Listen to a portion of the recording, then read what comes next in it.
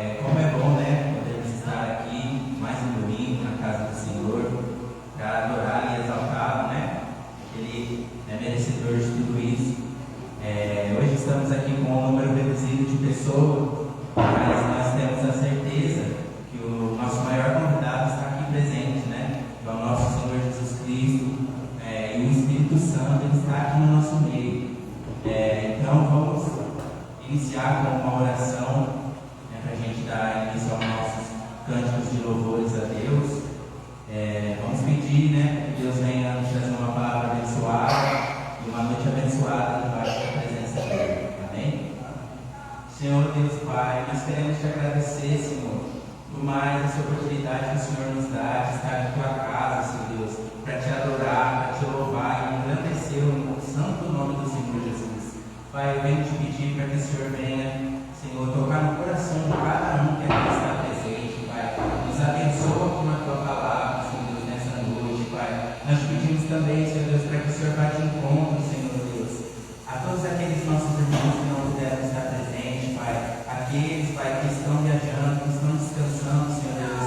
Vá de encontro a eles, Pai. Guarda eles, Pai. Tudo que eles forem fazer, Senhor Deus. Que eles possam, Senhor Deus, fazer uma volta para casa debaixo da tua presença, Senhor Deus. Nos dá uma noite abençoada, Pai. Recebe o nosso louvor e a nossa adoração a Ti. O que eu te peço e te agradeço em nome do Senhor Jesus. Amém.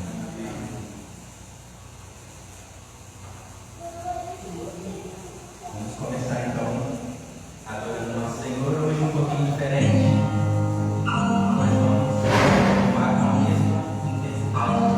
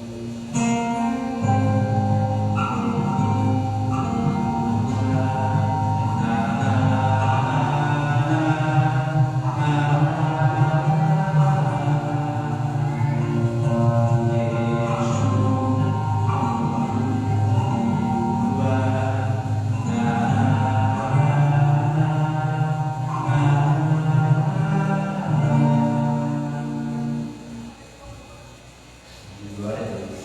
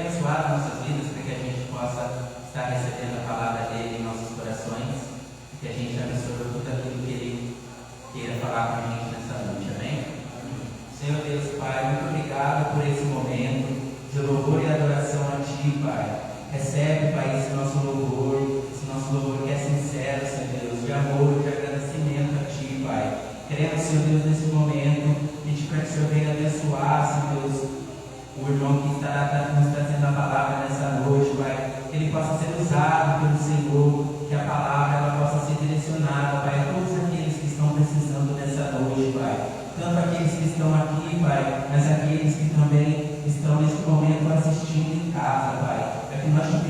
Pai, te agradecemos, Pai, nesta noite. Prepara o nosso coração, Senhor Deus, para receber a Tua palavra, em nome do Senhor Jesus. Amém. Amém. A palavra está com nosso querido irmão, presbítero Moisés. Amém?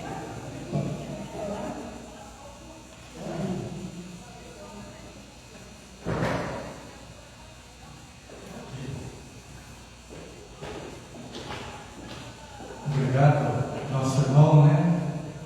Estamos aqui hoje bastante reduzido, mas com certeza os que não estão fisicamente estão espiritualmente.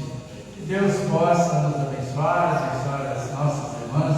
Então, o nosso irmão que já esteve aqui à frente, ministrando louvor, que aquilo que a gente aqui conversar possa fazer a diferença nas nossas vidas, né? Possa ser motivo de gratidão para cada um de nós. Escolhi um texto básico, Salmo 71, versos de 1 a 6. Aí você vai projetar, né? Eu vou fazer a leitura. Eu gosto de, para a gente até ganhar tempo, né, ter as leituras todas no computador, assim a gente facilita e ganha tempo nesse sentido, né? Então diz o salmista: em ti, Senhor, me refugio, não seja eu jamais envergonhado. Livra-me por tua justiça e resgata-me. Inclina-me os ouvidos e salva-me. Sê tu para mim uma rocha habitável, em que sempre me acolha. Ordenaste que eu me salve, pois tu és a minha rocha e a minha fortaleza. Livra-me, Deus meu, das mãos do ímpio, das garras do homem injusto e cruel, pois tu és a minha esperança. Senhor Deus, a minha confiança desde a minha mocidade. Em ti me tenho apoiado desde o meu nascimento, do ventre materno tu me tiraste. Tu és motivo para os meus louvores constantemente.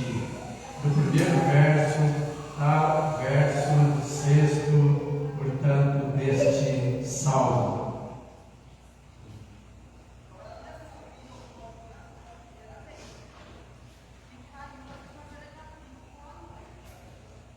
Tu és minha esperança. Este salmo é um salmo de uma autoria incerta, ainda que muitos atribuem a Davi como sendo o seu autor, numa sequência do salmo anterior, que seria o Salmo 70. Portanto, no primeiro momento, os dois seriam um só salmo, daí muitos atribuírem a Davi a autoria deste salmo. Uma coisa é certa, uma coisa não resta dúvida: quem escreveu o salmo é um ancião. O título deste salmo já nos diz, pelo menos na linguagem Almeida Revista e Atualizada, é exatamente o título que ele dá a este salmo: Súplicas de um ancião. O termo ancião, de origem latina, significa ancianos, e no francês mais arcaico, ancien, referindo-se a alguém de idade já avançada, alguém velho, alguém venerável, que o povo respeita, que o povo adora, portanto é um autor digno de respeito. Hoje, digamos, é denominado a melhor idade, né? E se tratando de ancião, eu seria o único aqui, né? e as nossas irmãs, as três ali, já seriam anciãs, né? Então hoje estaria inserido neste contexto da melhor idade. Não sei para quem, né? Mas pelo menos a sociedade convencionou de chamar de melhor idade. Em estruturas sociais mais tradicionais, como por exemplo em famílias mais extensas e aldeias, os anciãos assumem papéis de conselheiros e transmissor da cultura local, além de decidir sobre questões jurídicas, questões judiciais e também sobre rituais. É um modelo de sociedade patriarcal, onde a decisão última sempre será do patriarca. Aliás, no contexto bíblico, na história do povo de Israel, lá nos primeiros patriarcas, a gente contempla esta sucessão, né? Pai para filho, normalmente o filho mais velho assumia a responsabilidade. Daí os nossos três patriarcas conhecidos: Abraão, Isaac e Jacó, numa sucessão, né? Na maioria das religiões da antiguidade, a pessoa do ancião era de uma autoridade venerável, ele era adorado. Por outro lado, algumas sociedades tribais mais primitivas, quando o ancião chegava numa determinada idade e que ele não tinha mais nada a oferecer àquela tribo, àquele grupo, ele era abandonado pelos demais. E ele morria solitário. Por quê? Porque ele seria somente um peso para aquela tribo.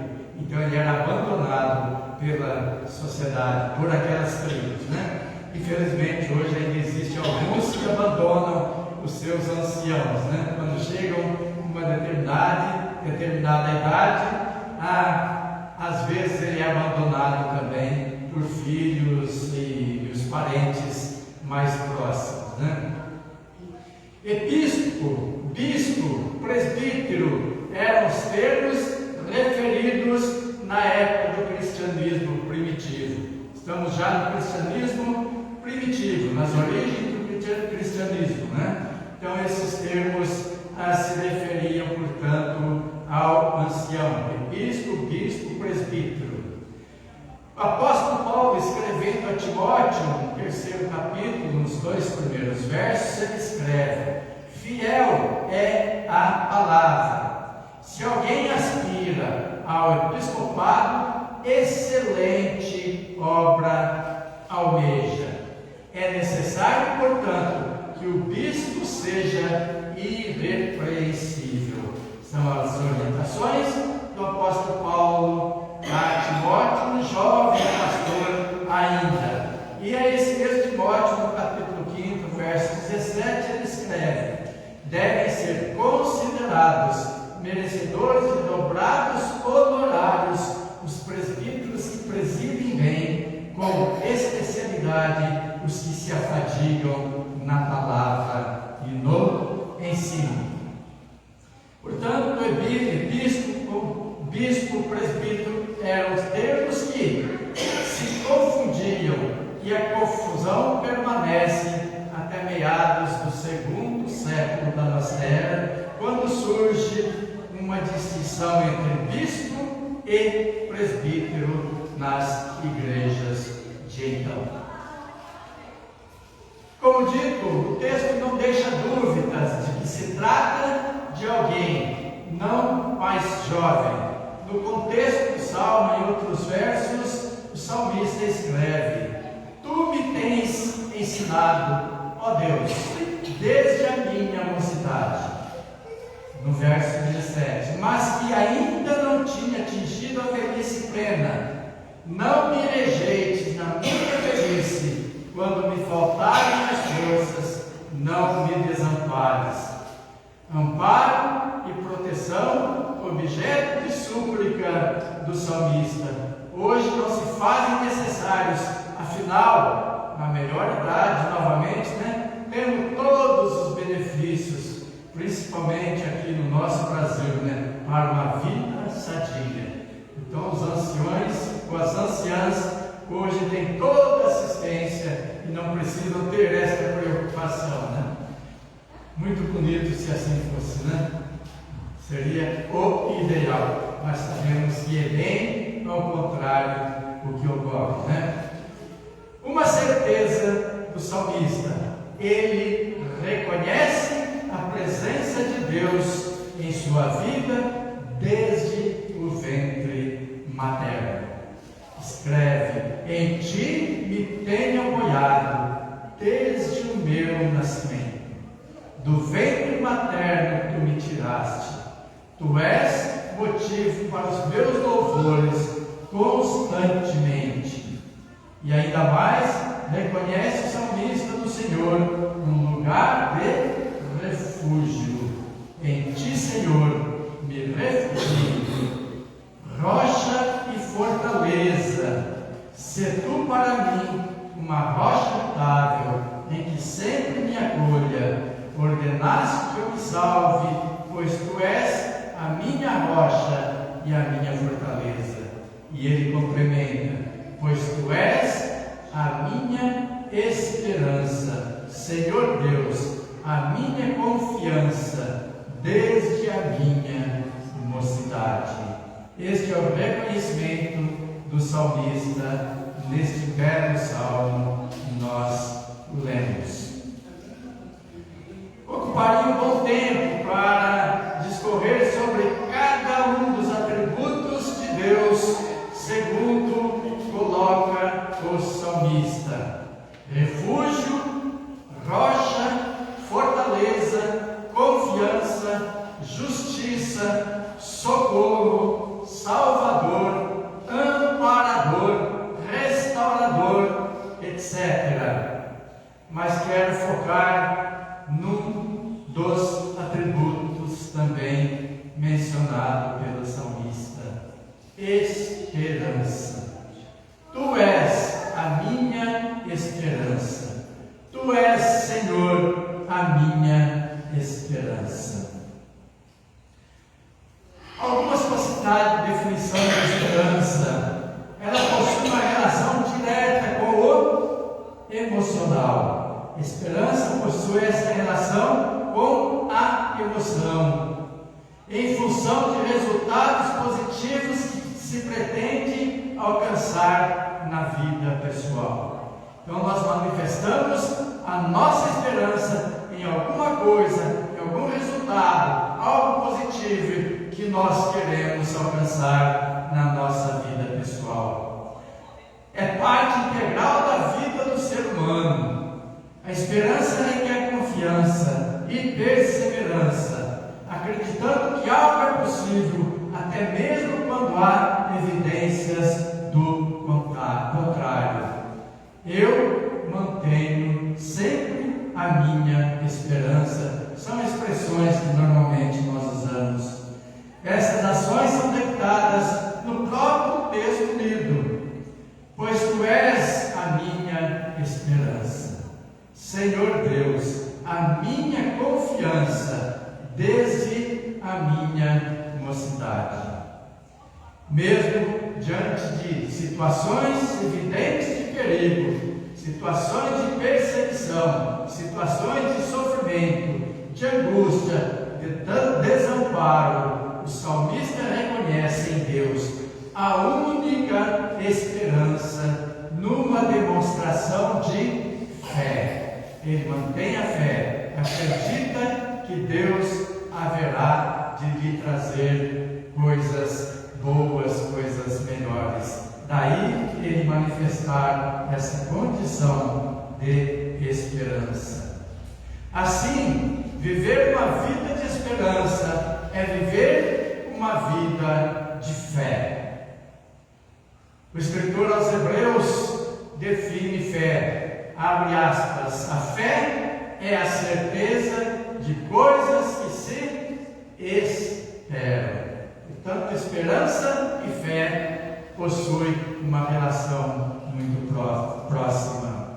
Ainda o escritor aos Hebreus, em sua definição de fé, nos mostra que existe uma correlação entre a fé e a esperança, Viver a esperança é assim, viver uma vida de fé. Condição também proposta pelo apóstolo Pedro. Na primeira carta de Pedro, primeiro capítulo, verso 21, nós lemos que, por meio dele, tendes fé em Deus, o qual o ressuscitou dentre os mortos. Por meio dele, Jesus Cristo.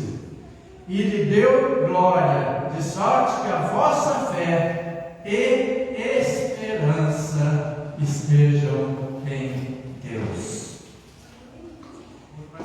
Escrevendo a carta aos Romanos, Paulo afirma que o gozo e paz se concretizam no poder do Espírito Santo, fruto da ação do Deus da paz.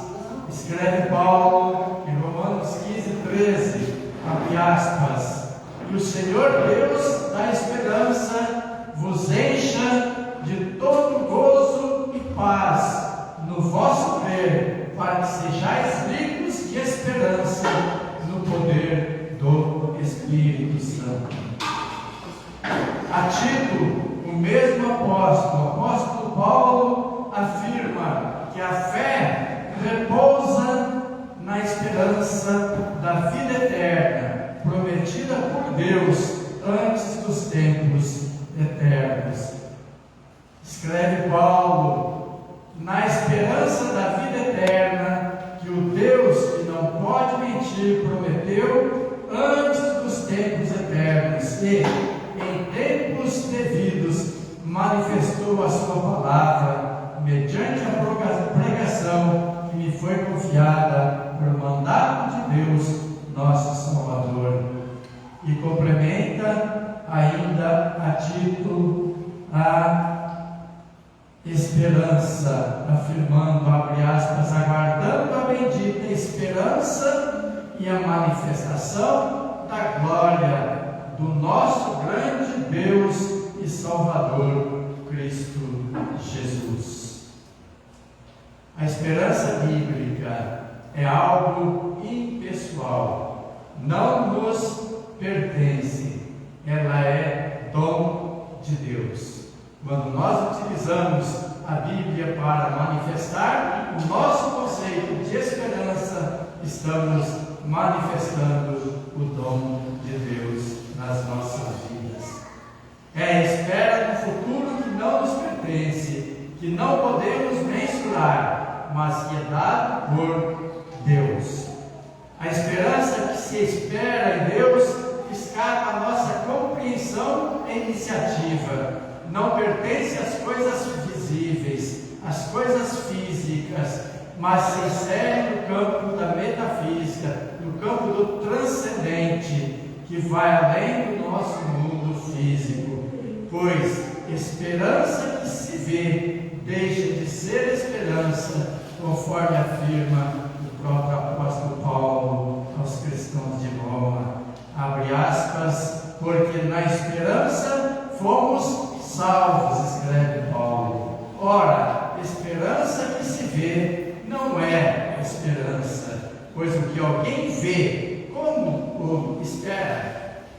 Esperamos assim naquilo que nós não vemos, naquilo que não presenciamos. Esperamos assim não neste mundo físico que nós vivemos, mas no mundo transcendente, no mundo além, que vai além deste mundo físico. E Paulo complementa, mas se esperamos o que não vemos, com paciência o aguardamos. Essa era a esperança vivida pelo salmista. Não surge de nenhum fenômeno, não surge de nenhum efeito motivacional, não é transcendente, está intimamente ligado à confiança em um futuro dado por Deus. Pois tu és minha esperança, Senhor Deus, a minha confiança desde a minha mocidade. E ainda, ampara-me, segundo a tua promessa, para que eu viva, não permitas que a minha esperança me envergonhe. Escreve no outro Salmo 119, verso 116. E ainda no Salmo 146, no 5º verso, escreve: bem-aventurado aquele que tem o Deus de Jacó por seu auxílio, cuja esperança está no Senhor, seu Deus. Apesar de parecer distinta, existe uma correlação entre a esperança testificada pelo Antigo Testamento e a esperança anunciada no Novo Testamento. Não dá para dissociar, pois os dois se completam e a Bíblia toda nos é apresentada como um livro de esperança. A diferença está no, entre aspas, objeto desta esperança. O Antigo Testamento aponta para a revelação, para o que haveria de vir, para o Emanuel, para o Deus conosco, para o Príncipe da Paz. Esta era a esperança.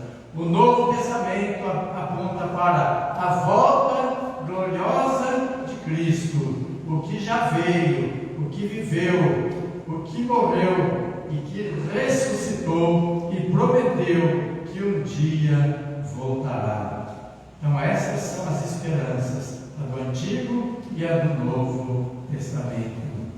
A esperança cristã está, pois, voltada para o futuro, para a volta de Cristo, não no futuro desconhecido, mas no futuro que, assim como para o salmista, é um futuro de refúgio, para que, mediante duas coisas imutáveis, nas quais é impossível que Deus minta, forte alento tenhamos, nós que já corremos para o refúgio, a fim de lançar mão da esperança proposta. Escreve o autor da carta aos Hebreus, capítulo 6, verso 18.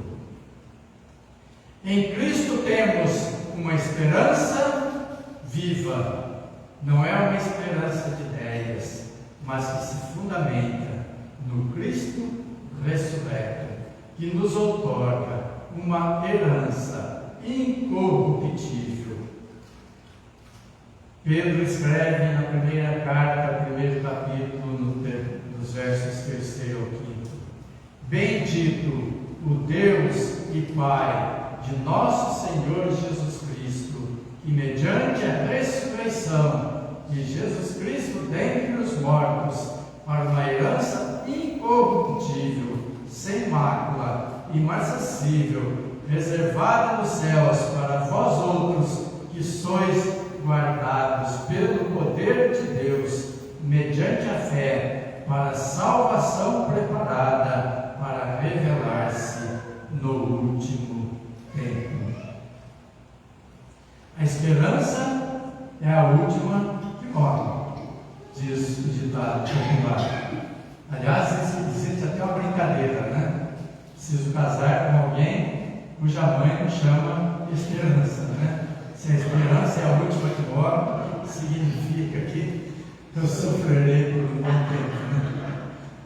Mas esse é um dito popular, né? A esperança é a última que morre. O fim da esperança é o começo da morte. Diz o estadista Charles de Gaulle, estadista francês, presidente da França, militar, general e que governou a França por muitos anos. O fim da esperança é o começo da morte. Podemos pensar até nos dois sentidos.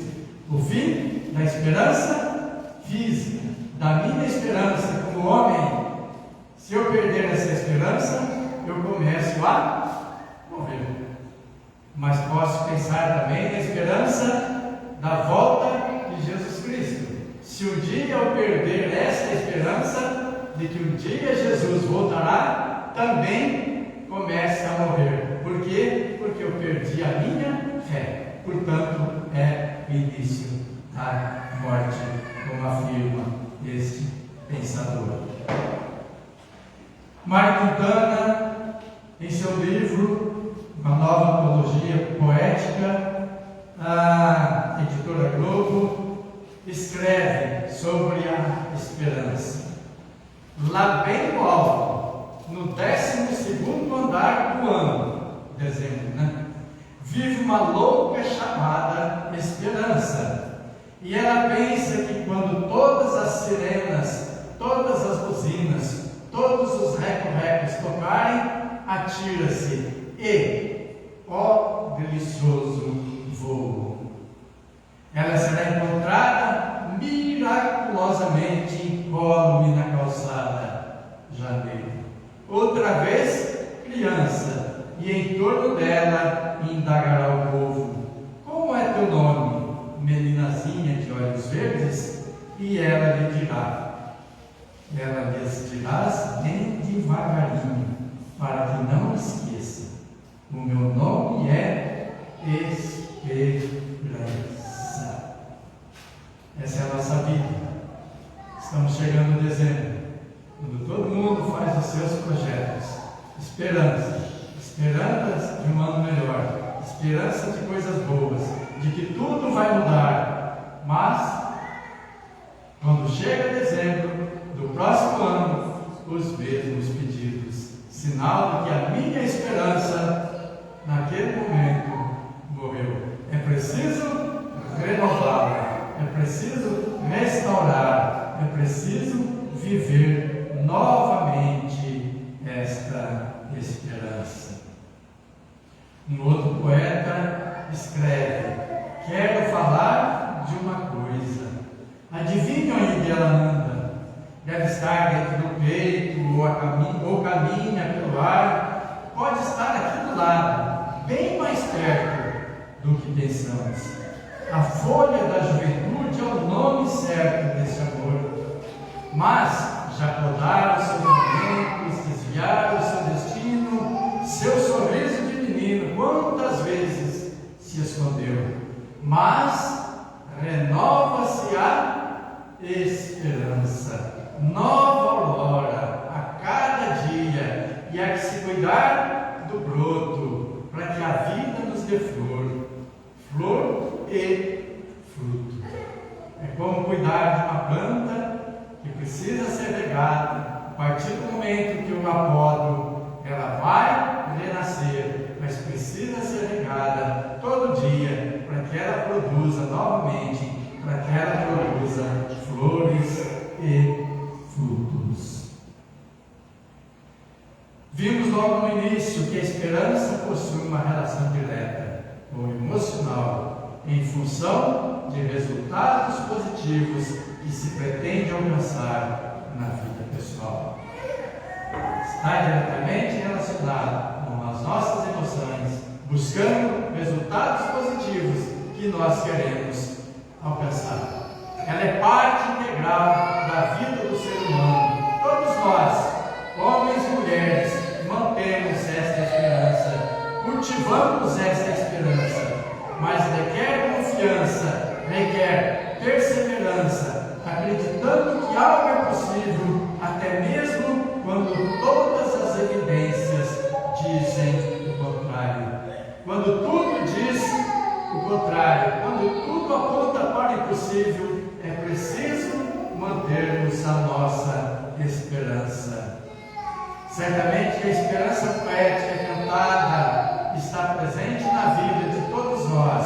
Renasce a cada final de ano, conforme o poetismo de Quintana e Milton Nascimento, mas não é esta a esperança primeira, não é esta a esperança proposta pelo salmista.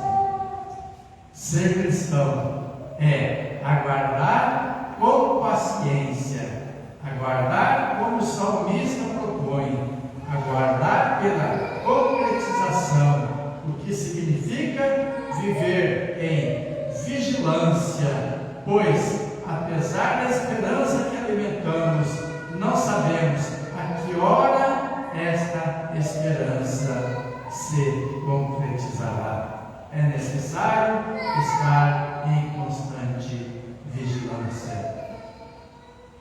Precisamos estar preparados em constante vigilância, aguardando a volta de Cristo, sabendo que um dia Ele voltará. Aliás, foi Ele mesmo que deixou para nós essas advertências narradas pelo evangelista Marcos, capítulo 13, versos 33 a 37. Marcos escreve, abre aspas, estais de sobreaviso, vigiai e orai, porque não sabeis quando será o tempo. É como um homem que, ausentando-se do país, deixa sua casa, dá autoridade aos seus servos, a cada um a sua obrigação, e ao porteiro ordena que vigie. Vigiai, pois, porque não sabeis quando virá o dono da casa, se à tarde, se à meia-noite, se ao cantar do galo, se pela manhã, para que, vindo ele inesperado, não vos ache dormindo. O que, porém, vos digo a todos, vigiai. Vigilância. Precisamos, portanto, estar vigilantes, estarmos atentos. Na parábola das 10 virgens, Jesus exemplifica ali, aquelas que não se preocuparam em guardar o azeite, o noivo chegou e elas não estavam preparadas para aquele momento. Assim como no outro texto ele escreve, se a gente soubesse quando o ladrão entraria, a gente estaria preparado para recebê-lo, mas nós não sabemos a hora que ele irá aparecer. Portanto, é preciso tomar todos os cuidados, é preciso estar vigilantes, porque não sabemos. O que, porém, vos digo a todos, vigiai. Vigilância é a palavra. Pois tu és a minha esperança, Senhor Deus, a minha confiança, desde a minha mocidade. Voltando ao Salmo lido.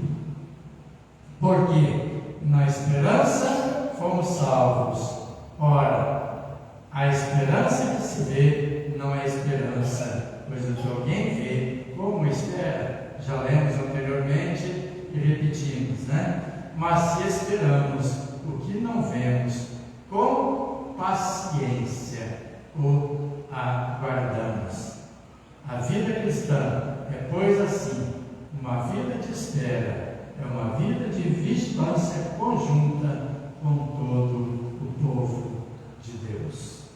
Devemos, portanto, estar unidos, sabendo que um dia Jesus voltará.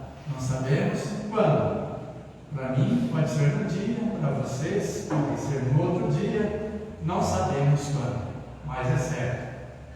A morte virá e nós temos que estar preparados, porque nesse momento, a partir daí, não há mais nada o que fazer. Precisamos estar vigilantes neste sentido, aguardando a volta de Jesus.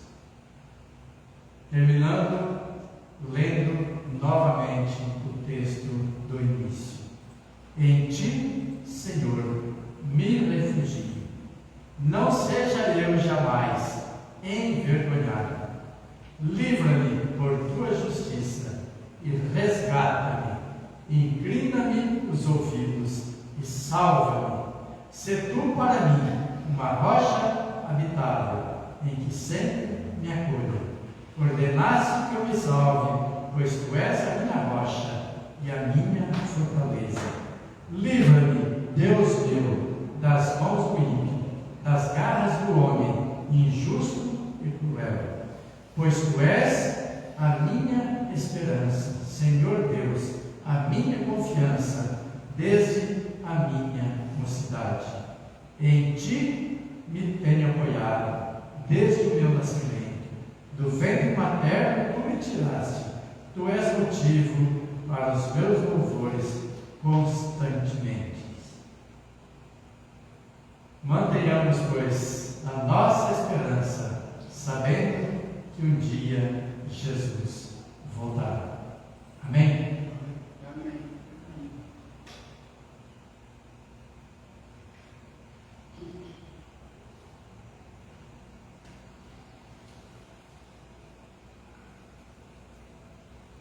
Devolvo a palavra para o nosso irmão.